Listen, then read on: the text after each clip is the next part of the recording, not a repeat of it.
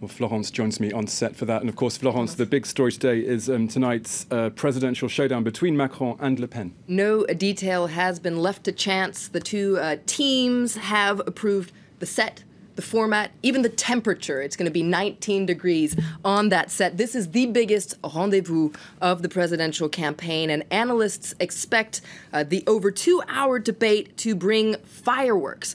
Now, Emmanuel Macron is seen as the one with the most to lose. Even though he's leading Marine Le Pen in polls, he's much less experienced. This is, of course, a point that his rival has been keen to point out, but Macron says he's not afraid. Take a listen. I'm not going to run away and avoid this debate. I want to fight hand-to-hand on real issues. Day after day, Emmanuel Macron is getting weaker. My advice to him is to stay calm. Stay calm. That will be a key, of course, for Macron, but for Marine Le Pen as well, because you've got to know that all previous presidential debates have really marked French political history. If you ask most French people, they can quote zingers and sound bites from those previous debates. Simon Harding tells us more about the history of French presidential debates. A verbal offensive, an appeal to emotion, an anaphora, a debate which can in a few seconds change the course of a campaign. In 1974, there was the first French presidential debate in history. The set was dark, the atmosphere cold. Both candidates were tense and not even talking to each other. That night, Valéry Giscard d'Estaing swept François Mitterrand's campaign aside with a few killer words. I find it always shocking and injuring to manipulate the monopoly of someone's heart. You don't have that monopoly, Mr. Mitterrand. You don't have it. 7 years later, the duel was repeated, but this time, François Mitterrand had prepared himself by practicing fake debates with his advisors, and that time, it was him who came out on top.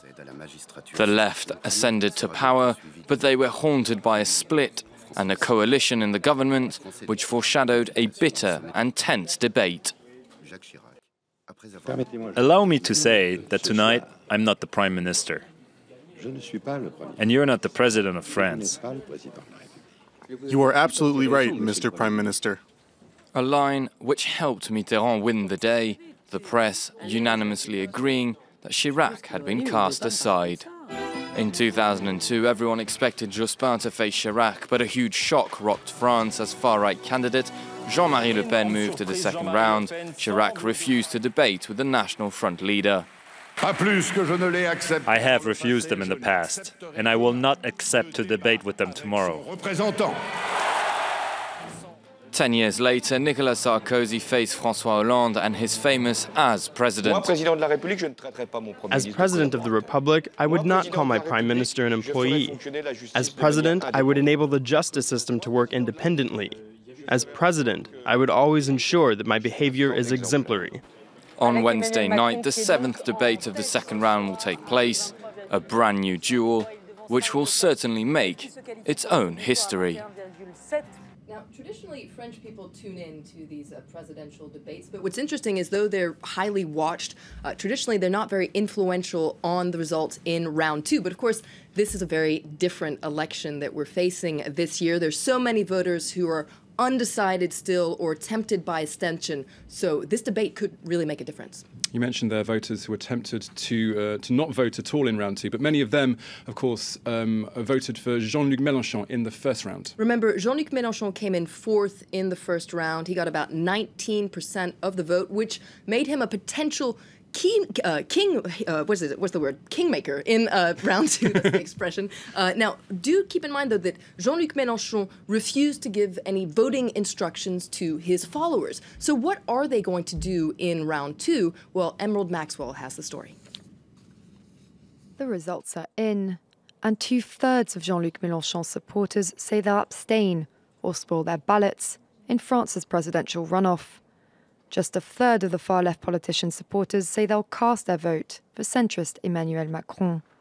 Mélenchon chose to poll his supporters on their preferred course of action, rather than advise them on how to vote after he was knocked out in the first round.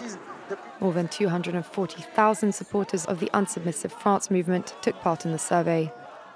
I don't want to vote against my convictions. I hate everything Macron stands for.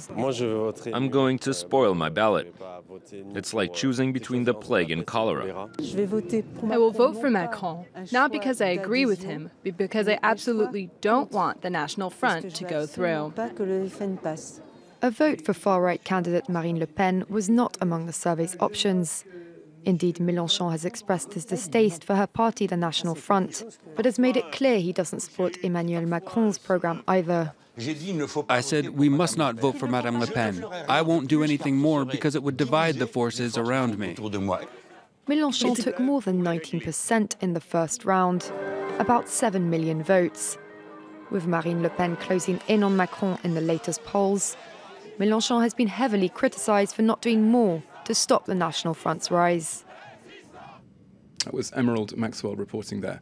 Well, meanwhile, the far-right National Front has been brushing off allegations that Marine Le Pen plagiarised a speech from her Conservative rival. That's François Fillon. Tell us more. Well, this was really the hot topic yesterday after a video surfaced that showed lots of similarities between a speech that Marine Le Pen made on Monday and a speech that François Fillon had made back in April. And if you listen to the speeches, it seems like they're saying the exact same thing. Now, it might seem like an embarrassing situation for Marine Le Pen, but she has completely brushed the whole thing off. She said she was perfectly aware of the whole thing and maintains that this was a deliberate wink and nudge to François Fillon's voters. Take a listen. I completely stand behind that nod and wink, and the media buzz it created. After all, that's the only thing that gets you going.